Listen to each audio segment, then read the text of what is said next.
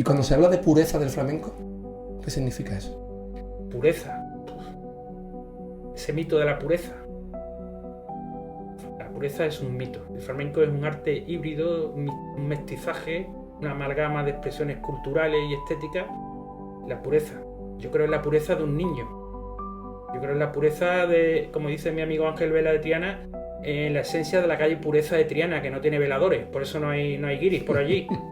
Pero no creo en la pureza del flamenco. Es una mezcolanza de cientos de culturas que transitan por aquí, por Andalucía a la Baja. Aplicado al flamenco, no creo en la pureza.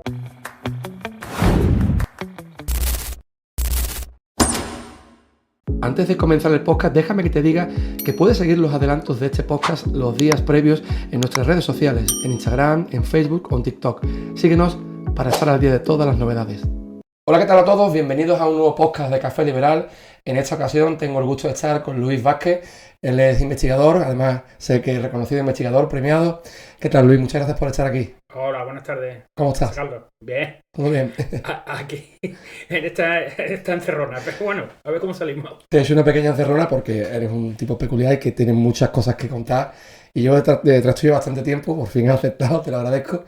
Y bueno, cuéntame un poquito, Luis, tu experiencia con el flamenco y cómo llegas a él, cómo es tu pasión, tus libros, un poco porque nos conozcan al otro lado, el que no te conozca porque tienes un recorrido extenso. Pues yo la verdad es que al flamenco llegué tarde, ¿eh? Yo no llegué de jovencito. Mira que mi padre era directivo de la Peña Flamenca pero yo la verdad es que no presté mucha atención. Ya de adolescente y demás, que yo era muy trianero, me gustaba mucho Triana. Entonces descubrí un disco de Diego de Morón, Dieguito, en el que lo acompañaba tanto Triana como el grupo Granada, ¿no? Entonces aquello me gustó, la verdad es que me gustó la guitarra flamenca de Dieguito y quizás por ahí empieza mi interés. Luego ya los años que estuve fuera de Morón, no sé, quizás la nostalgia de la tierra y demás, pues de aquel disco encontré, no me acuerdo yo, encontré en el Corte Inglés de León, encontré un disco de Dieguito, precisamente. Al poco me compré un CD de su padre, de José Lero, bueno, y quizás de ahí me viene el enganche con el flamenco. También, bueno, y para el tema de la investigación, ¿cuándo decides profundizar en todas las cosas que has hecho con tus libros y demás? ¿Cuándo es el momento que tú dices, voy a descubrir voy a abrir las raíces del flamenco a nivel de investigación? Bueno, yo tenía dos opciones, en mi segunda etapa por ahí, que estuve en Badajoz 5 años, tenía dos opciones, o me iba a poner a estudiar la carrera de Historia, pero mi compañero, mi jefe, que era licenciado en Historia precisamente, me dijo, bueno, si realmente lo que te gusta es el flamenco, yo que tú investigaba, porque al final la carrera, ya que tienes trabajo fijo, no te va a servir de nada. Entonces dediqué mi tiempo y mi esfuerzo, en vez de sacarme una carrera, pues a investigar flamenco. ¿Tu pasión? Pues sí.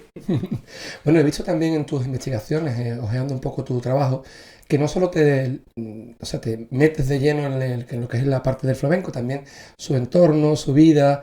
¿Cómo se hace eso? ¿Cómo empiezas una investigación? Pero cuando estudia uno a un personaje, parafraseando a Ortega y Gasset, y soy yo y mis circunstancias, ¿no? Pues cada uno se nutre del entorno vital y el entorno vital se nutre de los personajes. Entonces yo siempre cuando estudio un personaje, una figura del flamenco, me gusta empaparme de su historia personal y la de su familia. Van de la mano. Van de la mano. Por ejemplo, el Fillo, cantador que nació en 1806, pues yo me retrocedí a 1640, 1620 para estudiar a sus ancestros. O sea, el cantador es del siglo XX y te vas al siglo XVII. No, el Fillo era de 1806. Ah, o sea, el siglo XIX y te vas 200... Sí, me fui 200 años atrás para averiguar cosas de la familia. Madre mía, eso es quizá esa familia herrera de Cádiz, del Fillo, que eran herreros de Cádiz, luego en Puerto Real, ¿vale? Luego se asentaron en San Fernando, pues quizás moldeó su forma de ser hasta antes de nacer. Luego vamos a hablar, que tengo preparadas algunas cuestiones al respecto. De todos los personajes, de todos los artistas, mejor dicho, que has investigado, no sé si te sucede un poco como con la literatura. ¿Le coges cariño a alguno en particular? Mucho. ¿Como quién? Es que ves toda su vida, ya te digo, desde su bisabuelo, abuelo, cuando nacen, su familia, los niños. Si te digo Pepe Tenaza. Mesa, Yo me quedaría con Pepe Mesa. Porque es que su vida fue, con un día de vida, su madre lo llevó con un canastillo y lo abandonó en la casa cuna, en la casa expósito de la calle Espíritu Santo de Morón, con o sea, un día de vida. con un día de vida abandonaron a Pepe Mesa. Sí, en la casa cuna de Morón, con un día de vida. ¿Cómo tuvo que ser la vida de ese niño? Claro. Él adoptó, Pepe Mesa no era un niño expósito. Uh-huh. El apellido Pepe Mesa, Mesa lo adoptó de su familia adoptiva. Hay una anécdota de que en una de sus giras, Pepe Mesa actuó por ahí, por España y demás, Uh-huh.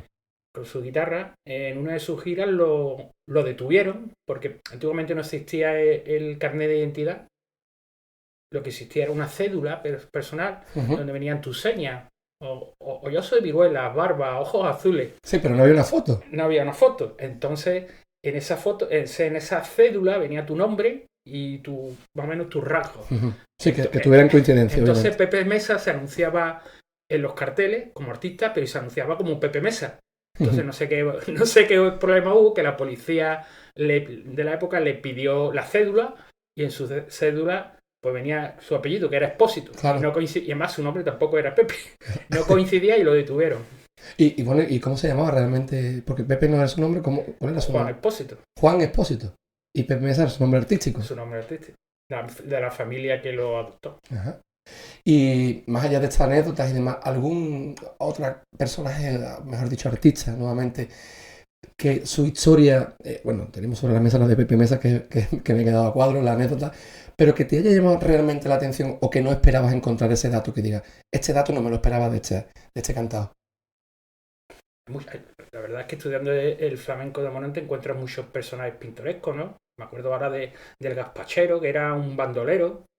El Gazpachero. El Gazpachero, que de Morón, era bandolero. Era bandolero, lo mismo se escapó del penal de Santoña en Santander, que se escapó del penal de Sevilla, que lo mismo atracaba un cortijo, que lo mismo cantaba flamenco. Tenía un apodo como cantador, que era Pecho Duro el cantador. Pecho Duro el cantador. Pero el Gazpachero, bueno, que tampoco es anecdótico, lo mismo que Curro el sindicalista, que era el padre de la Niña de la Puebla, también tiene una historia, por ejemplo, cuando quiso dar la vuelta al mundo en bicicleta.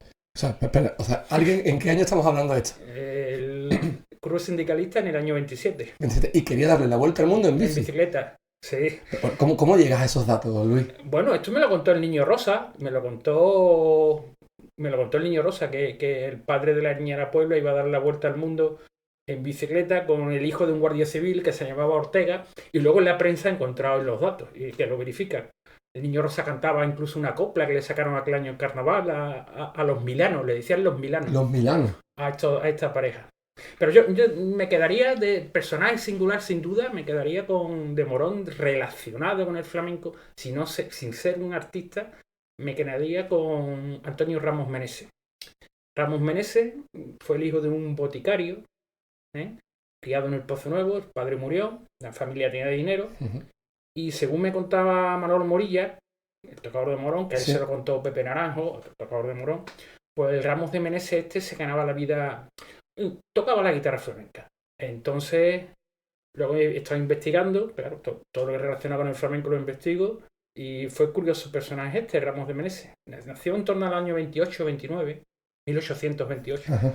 Y en torno a 1850-51 desaparece de Morón. Cuentan las crónicas que, o sea, las leyendas cuentan que empezó a ganarse la vida tocando la guitarra, tocando instrumentos de música y con el juego de cartas. Ajá. Y al parecer en Cádiz conoció a una dama italiana, que era sobrina del Papa Pío IX, y estuvo un par de años, 3 años con ella. Y lo cierto es verdad que aquello debió cundirle porque al poco apareció Ramos de Meneses en Madrid, lleno de dinero. A pocos años antes se había lanzado la novela El Conde de Montecristo. Entonces, imagina, por lo visto, Ramos de Meneses llegó a Madrid y todas las noches gastaba miles de duros, decían, claro. Allí en los casinos, en los juegos de cartas. Le decían el Montecristo andaluz. El Montecristo andaluz. El Montecristo andaluz, Ramos de Meneses. Curioso, luego al poco compró porque en aquel tiempo se compraban las plazas de diputados, aunque eran por electores, pero tenías que aportar un aval que costaba mucho dinero. Se hizo muy amigo del rey de España, tanto que decían que eran amantes. Yo ya no lo sé. No me digas, sí. Y hablamos de años, eso, el rumor ese. 1860. A finales de 1860, Al final del 69 es cuando aterriza, ya está en Madrid, se hizo un amigo del rey, tanto que lo acompañó en su exilio. Sí, que aún así ellos tienen relación, independientemente. Sí, se fue. Cuando el rey cogió camino del exilio, él se fue con él. Eso fue con él. Cuando se puso la restauración borbónica, Alfonso XII como rey, pues su presunto padre es Francisco de Asís, el marido de Isabel II, se exilia en París con Ramos de Meneses. Cuando Ramos de Meneses muere y al final sus restos son traídos a Morón, lo entierran en la ermita de Jesús, está enterrado. O sea, Ramos de Meneses está enterrado en la ermita de Jesús. Sí, con su mujer, también trajeron los restos de su mujer. Y el rey consorte, Francisco de Asís, acompañó los restos desde Francia a Morón. O sea, eso es muy gordo. O sea, el rey consorte, perdón. Que era primo hermano sí, claro. De su mujer, Isabel II. Y llegó a Morón para acompañar los restos. O sea, de Francia. Y eso, bueno, me refiero en cuanto a evento, tuvo que ser la leche, ¿no? Bueno, ¿o pasó desapercibido en aquel momento? Alguna nota de prensa hay. O sea, poca cosa incluso. Tampoco hay, pero alguna nota de prensa sí aparece que viene Francisco de Asís desde Francia acompañando el cadáver. Y por eso quizás la rumorología, ¿no? Ahí, ¿no? Le dieron mucha caña a los Borbones. Está por ahí. Bueno, de todos los hallazgos que hay, Luis, que me imagino que podríamos estar aquí hablando horas y días incluso, aparte de lo que me has contado, ¿hay alguno que diga, esto es una bomba? Esto creo que es el hallazgo que más me ha impresionado, que ya el que me acabas de contar es muy gordo, pero ¿hay alguno que te haya llamado o marcado en tu trabajo de investigador? Bueno, he encontrado mucho, ¿no? No sé, cuando descubrí que hubo Antonio el Fillo, la identidad, que hubo dos Fillos, el padre y el hijo, la identidad de la Andonda. Bueno, yo me quedaría con uno. Y es cuando descubrí en el mundillo flamenco, tanto en los libros como en los mentideros flamencos, siempre existió la leyenda de que un hermano del Fillo murió asesinado. No se sabía, unos decían que el hermano asesinado había sido Curro Pabla, que era Francisco de Pablo, Curro Pabla, y otros decían que había sido Juan Encuero. Existía ese rumor, esa leyenda, pero también en los mentideros flamencos circulaba otra leyenda que acusaba a Silverio Franconetti de haber asesinado a Curro Pablo. Se decía que Silverio era un asesino. ¿Se decía eso de él? Sí, en los mentideros flamencos, hasta que lo descubrí yo. Bueno, me llevó mucho tiempo, pero al final logré hallar la muerte de Curro Pabla. La muerte de Curro Pabla, Francisco... O sea, el testimonio oficial, digamos, de esa muerte, ¿no? Francisco de Paula... Todo lo demás es rumorología. Francisco de Paula Ortega Heredia, es verdad, murió asesinado. Heridas violentas, pone su partida de función. Murió en diciembre de 1843. 1843, en Cantillana. En Cantillana. Pero es que resulta que en 1843 Silverio tenía 12 años y vivía en Morón de la Frontera. Era imposible. Era imposible que hubiera asesinado a Curro Pablo. Y esa rumorología ha acompañado a su figura durante mucho tiempo, incluso a lo mejor habrá gente que ni sepa la realidad, ¿no? ¿A la de Curro Pabla? No, bueno, a la de Silverio me refiero. Siempre, no, Silverio, se acusaba a Silverio de que había cometido ese asesinato. Cuando tenía 12 años en ese momento. Era imposible. Que incluso había huido a América porque Silverio deja España en 1850 y a finales del 56, principios del 57, y había huido a América y muchos decían que había huido huyendo de ese asesinato. Otros decían que Silverio había huido porque estaba esquivando el servicio militar. Había un montón de... Aquí en Morón, por ejemplo, afortunadamente se conserva el expediente de quintas de Silverio Franconetti, son varios años, y Silverio Franconetti no huyó, o sea, no se largó de España porque huyera del servicio militar. Silverio Franconetti esquivó el servicio militar porque era epiléptico. ¿Era epiléptico? Durante 3 años logró, o sea, los testimonios, además hay muchos testimonios, tanto de los médicos como de los amigos de Silverio, dando fe de que era epiléptico y de los ataques de epilepsia, mal de gota coral, le decían en aquella época, que la A la cometían. epilepsia. Mal de gota. Le decían a la epilepsia en aquel momento. Gota coral, sí. Es curioso todo eso, macho.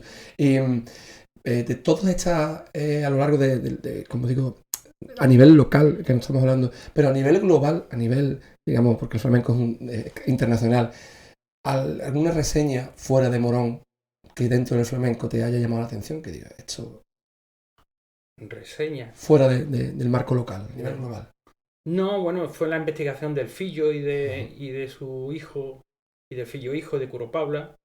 Y fuera de Morón, pues la figura de Silverio Franconetti, que evidentemente no abarca lo local de Morón. Él llegó a Morón en el año 1839, con 8 años, y ya una vez que se fue de Morón, en el 1853, se fue hecho ya un hombre, pues su figura es la más importante que investigamos, sino el personaje más trascendental de la historia del flamenco, sin duda. Hace poco le pusieron un busto aquí en la Plazoleta Meneses, puede ser, ¿no? Sí, me alegro mucho. Lo sé, por eso te lo he comentado. Mucho. Lo sé. Por fin se ha reconocido su figura en el pueblo que lo acogió. Es muy importante la figura de Silverio Franconetti. El personaje más crucial de la historia del flamenco, que no le quepa duda a nadie. Y si alguien quiere conocer su historia, su trayectoria, algún libro que recomiendes que diga... Hombre, te voy a decir el mío. Claro, hombre. El mío, pues nada, que estudie el mío, que lo lea y va a comprender no solo la historia de Silverio, sino la del flamenco de la época que lo rodeó. Además tienes varios reconocimientos, Luis, ¿no? Por ese libro y por tu investigación. Me dieron el premio ACIL de investigación. Estoy muy orgulloso de ello. Sí, enhorabuena, hace ya unos 5 o 6 años puede ser, ¿verdad? De sí, eso, ¿no? en 2020. 2021 me dieron. Muy orgulloso de aquello. O sea, pues enhorabuena, aunque haya pasado el año, es verdad que Pero bueno, es de reseñable y muy bien. Tener a alguien así delante, pues un orgullo y un privilegio. De todos los personajes, hablamos de artistas, cantadores, tocadores. Tu personaje que digas, el más notorio que hayas estudiado, dejando a un lado Silverio Franconetti, que sé que esto es hito derecho, que lo acabas de decir, pero algo notorio que tú digas, este personaje... Notorio. Quizá, es que la verdad, por ejemplo, notorio. A nivel local, descubrí quién era el Niño Álvarez, un niño de Morón, también se le dice. Por cierto, con esa investigación, en parte le debo algo a Manolo Morilla, eso lo agradezco. Descubrí. El Niño Álvarez fue un tocador de Morón, nacido a mitad del siglo XIX, y que falleció prematuramente, ¿no? Entonces existía una leyenda, a mí me la contó Manolo Morilla, y decía la leyenda, el niño Morón se le sitúa en la órbita guitarrística del niño de Lucena. El niño Lucena, un tocador de Lucena, que sobre todo era el purgar, tocando las facetas con el purgar.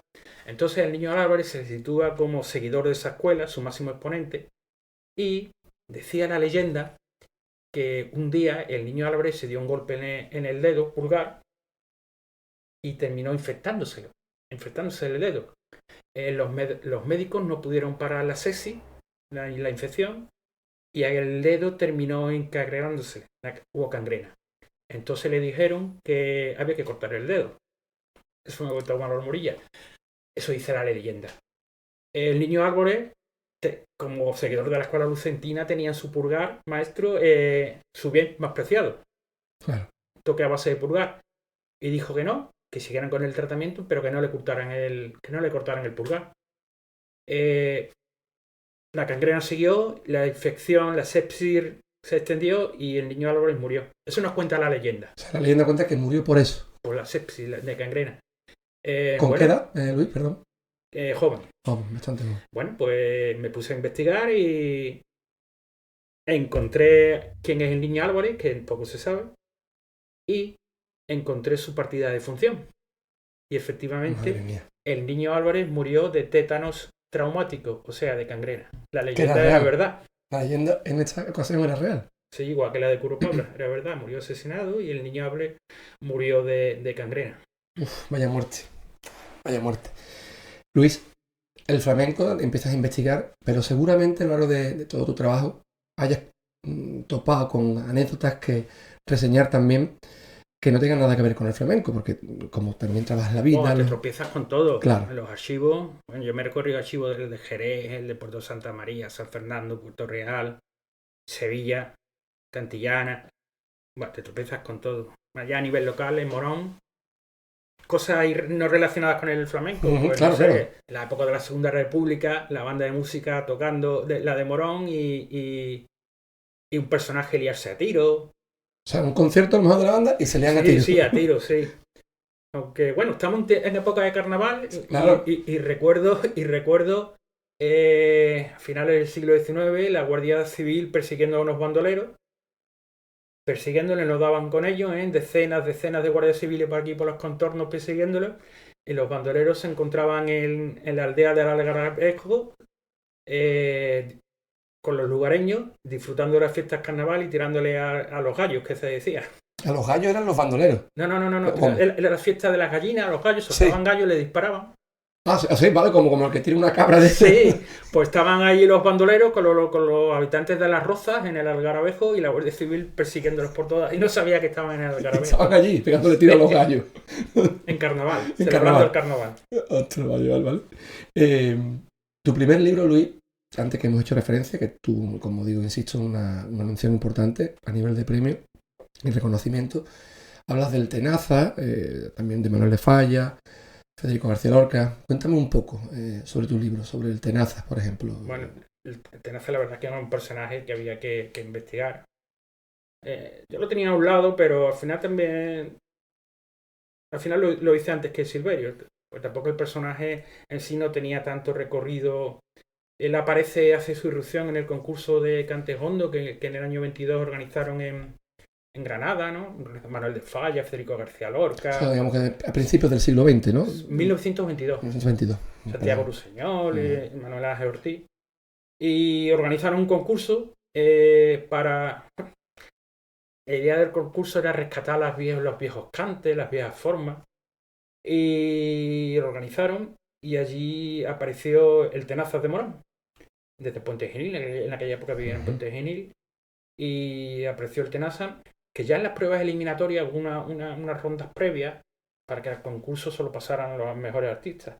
Ya un corte quizás, ¿no? Un corte, efectivamente. Ya en las rondas previas, cuando empezó el Tenaza a cantar, con simplemente arrancarse por las cabales, sorprendió a Antonio Chacón, que era presidente jurado, que dijo, esto es cantar por derecho. Eso dijo de él, el Tenaza.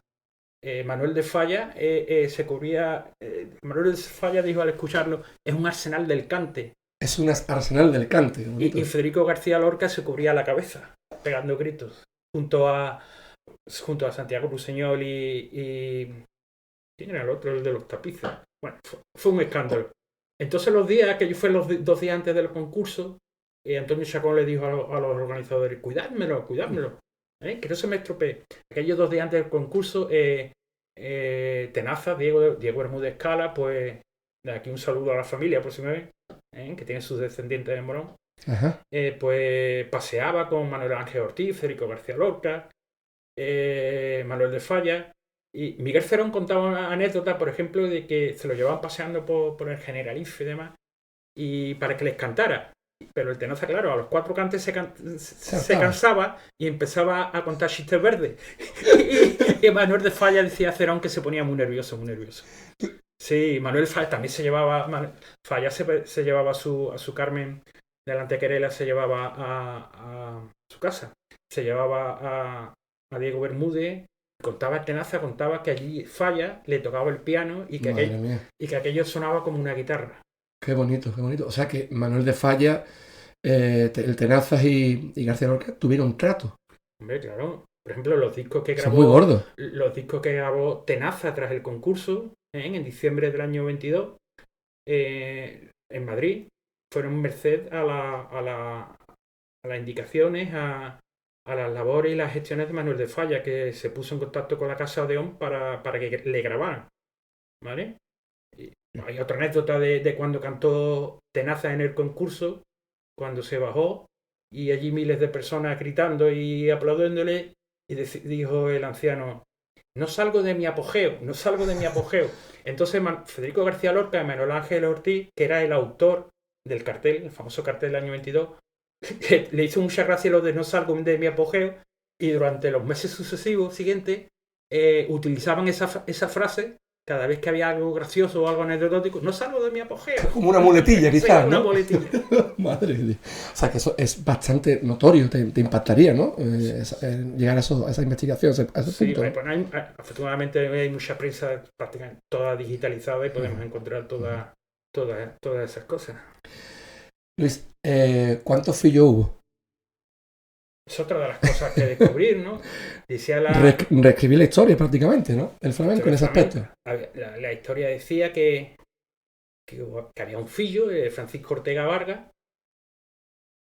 y bueno, al final investigando, pues descubrí que no hubo un fillo, que hubo dos fillos. El primer fillo, Antonio el Fillo, el famoso cantador, ¿no? El arquetipo de cantador primigenio del siglo XIX, Antonio el Fillo, natural de San Fernando.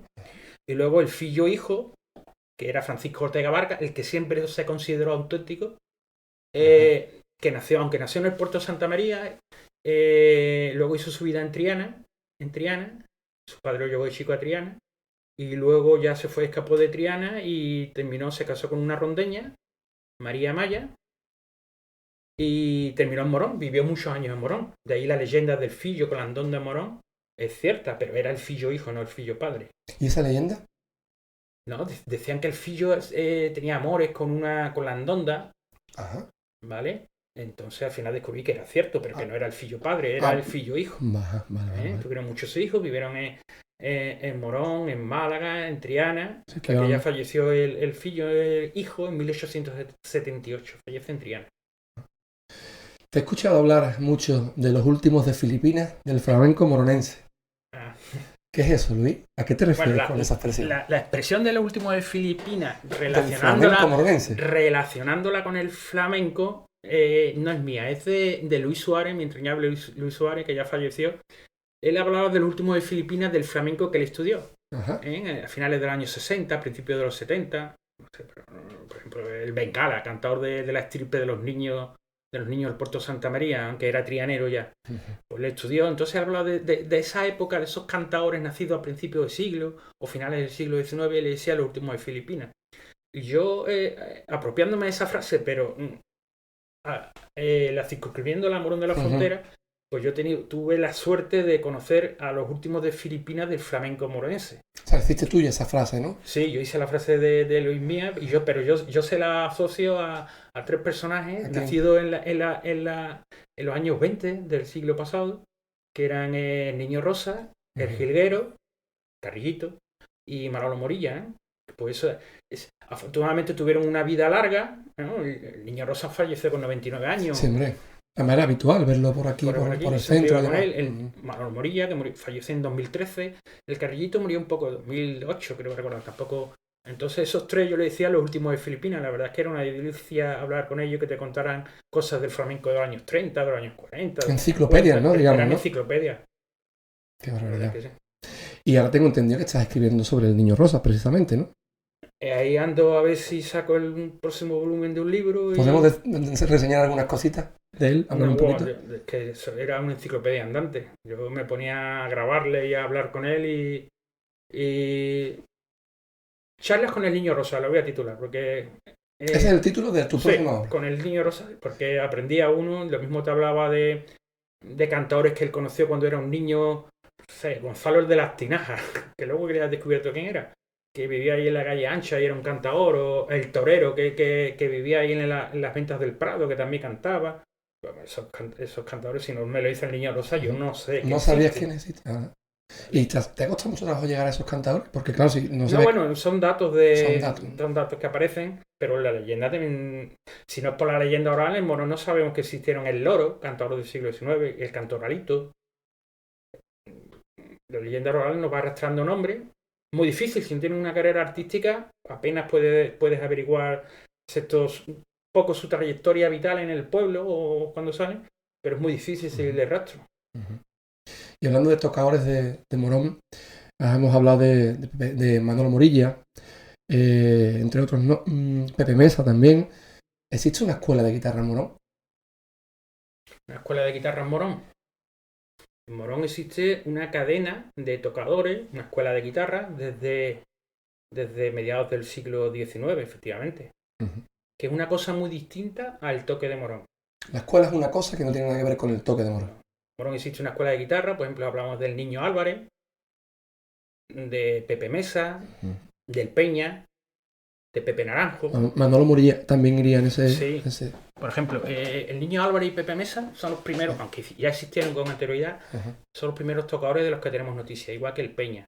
Pepe Naranjo coge el testigo, digamos, de Pepe Mesa. ¿Vale? Y aquí empieza un poco una historia. Pepe Naranjo también enseñó, sus dos mejores discípulos fueron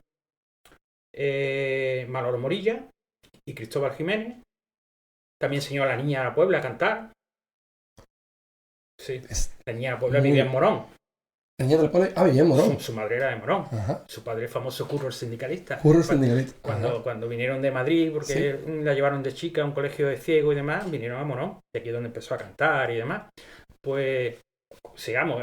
También es un artista muy relevante, ¿no? Me imagino, dentro del flamenco. ¿Quién? La Niña de la Puebla. Claro que es sí. un artista muy importante también, ¿verdad? Y, bueno, los gastoreños, la familia de los Gastores, que ya podemos situar en Morón en 1917, con Pepe, el hermano mayor de Diego el Gastor, que tocaba la guitarra, el niño Gastor, hay muchas reseñas de él tocando la guitarra. Y ahí empieza, digamos, la escuela gastoreña, con Pepe, le sigue su hermano, Pepe fallecido joven, antes de la guerra civil. Diego, el estandarte sin duda de la guitarra de Morón. Diego también tomó clases de Pepe Naranjo. O sea, Diego está dentro de la escuela de guitarra de Morón. Claro. Diego tomó clases de Pepe Naranjo, pero él tomó un sello particular, único, de los genios, de las clases de su hermano y de las clases de Pepe Naranjo. Y de ahí viene la escuela gastoreña, ¿no? Con Diego, y luego aparte de Diego están sus sobrinos Juan, Paco, Agustín, Dieguito, y así bajamos, pues, Ignacio, Paco, Agustín de la Chica. Claro, ya todos son actuales, claro. La familia de las chicas, y ahora va siguiendo con otra nueva generación. Pero esa es la escuela gastoreña. ¿Y el toque de Morón? El toque de Morón es una forma de pulsar las cuerdas. Que no tiene nada que ver con la escuela. Con la escuela. El toque de Morón está... dicen, cuando hablamos de antes del Niño Álvarez, de tocar con el purgar de la escuela lucentina, dicen que la escuela de gastoreña sigue la tradición de la escuela lucentina con el purgar. Una cosa es tocar las cuerdas y otra es el toque de Morón. Y también la gente se confunde con las falsetas. Una falseta, alguien puede tocar las famosas falsetas de la escuela de Morón, pero no sonar a Morón. Una cosa es la música y otra es la forma con la que se interpreta. ¿Vale? Y a esto, por ejemplo, la otra escuela de Morón, la que a raíz de Pepe Naranjo y le enseña a Cristóbal Jiménez, porque Cristóbal Jiménez, él se fue a Brasil, hizo su vida en Brasil, emigró. Luego vino ya recaló en Málaga, ¿vale? Entonces la escuela de Pepe Naranjo siguió su transmisión a través de Manolo Morilla y ella a través de sus alumnos, Paco Alleri, Afonso Clavijo, Manolo Coronado, Diego Juaniquito, y toda esta gente, Tito Muñoz, un montón Juan de Torres, bueno. una escuela que hoy en día sigue Paco Alleri, el que lleva ahora la escuela, Alfonso Clavijo también tiene su escuela de guitarra. Cada uno, Juan Bermúdez, otro alumno de Manolo Morilla, cada uno tiene su idiosincrasia particular, su forma personal. Pero todos vienen de la escuela de guitarra, ¿no? Todos de esa escuela de Manolo Morilla. El estandarte mayor de esa escuela, evidentemente, será Diego del Gastor, ¿no? Por decirlo de la escuela de guitarra de Morón, de la cadena guitarrística, sin duda. Sí, ¿verdad? Y del toque de Morón, Diego del Gastor. Esa cadena la otra cadena, es que Dani de Morón, sin duda, Morón, que ahora es el máximo estandarte de la guitarra. Además, a nivel mundial, probablemente, ¿no? Claro. La guitarra flamenca. Es todo un orgullo. Tuvimos la suerte de tenerlo aquí. Él toca a su forma y a su aire. Él ha aprendido de la escuela de Morón, con el Leri, con Manolo Morilla, con Alfonso Clavijo, pero él tiene su forma de tocar, que no es el toque de Morón, pero es de la cadena guitarrística de Morón. Hay que diferenciar. Luis, y una cosa que yo he estado leyendo, no sé, a ver cómo te planteo yo esto sin que se me malinterprete, porque hoy en día ofende todo y hoy en día el toque de Diego del Gastor, esa falseta famosa de la zarzamora, hay una rumorología que dicen que no es de su autoría, ¿eso es cierto?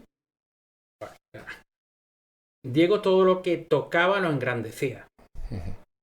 Por ejemplo, hizo esa falseta que ahora se ha convertido por mucho en el estandarte del toque de Morón. Exactamente. ¿Vale? Esa falseta Diego la engrandeció, pero no era suya. Esa falseta era... ¿La falseta no era suya? No, esa falseta es de Manolo de Badajoz. Manolo de Badajoz. La tocaba acompañándola, inicia en unas guajiras cómicas ¿Y en la que la acompaña al Chato de las Ventas a principios de los años 30. ¿Se puede acceder a ese documento gráficamente? O sea, bueno, acústicamente. Sí, está en internet. ¿Y el nombre me lo puedes repetir, Luis? Guajiras cómicas. Guajiras cómicas del Chato de las Ventas. Vale. El Manolo de Badajoz es el que la acompaña. Con una indiana me casé con una indiana. Empieza la letra. Ajá. Me casé, una guajira. Sí. Y bueno, ¿y cómo la hace Diego suya? Pues la genialidad de Diego. Es un genio, un maestro. Un genio, la mete por bulería y ahí viene. Y ahí viene el genio. Qué barbaridad.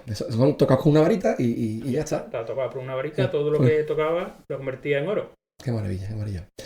Luis, generalizando un poco, a mí me gustaría que me dijeras antes de que terminemos el podcast, ¿qué es el flamenco para ti? Yo sé que es un cliché, ¿no? Es una forma de vida, todo esto. Pero tú que eres un investigador, que has tocado las raíces de las costuras del flamenco por todo lo que estás trabajando, estudiado, ¿qué es el flamenco para ti? Bueno, para mí es un arte que personalmente me calma personalmente el alma escuchándolo y otra ansiedad que tengo, que es la de la investigación, también afortunadamente me sacio con él. Convergen las dos Las dos ahí, ¿vale? La investigación y escuchar flamenco. Y cuando se habla de pureza del flamenco, ¿qué significa eso? Pureza. Ese mito de la pureza. La pureza es un mito. El flamenco es un arte híbrido, un mestizaje, una amalgama de expresiones culturales y estéticas. La pureza. Yo creo en la pureza de un niño. Yo creo en la pureza de, como dice mi amigo Ángel Vela de Triana, en la esencia de la calle Pureza de Triana, que no tiene veladores. Por eso no hay guiris por allí. Pero no creo en la pureza del flamenco. Es una mezcolanza de cientos de culturas que transitaron por aquí, por Andalucía a la Baja. Aplicado al flamenco, no creo en la pureza. O sea, entonces esa evolución que estás viendo con el flamenco, que eso no es flamenco, eso sí es flamenco. ¿Te desmarcas un poco quizás de ahí?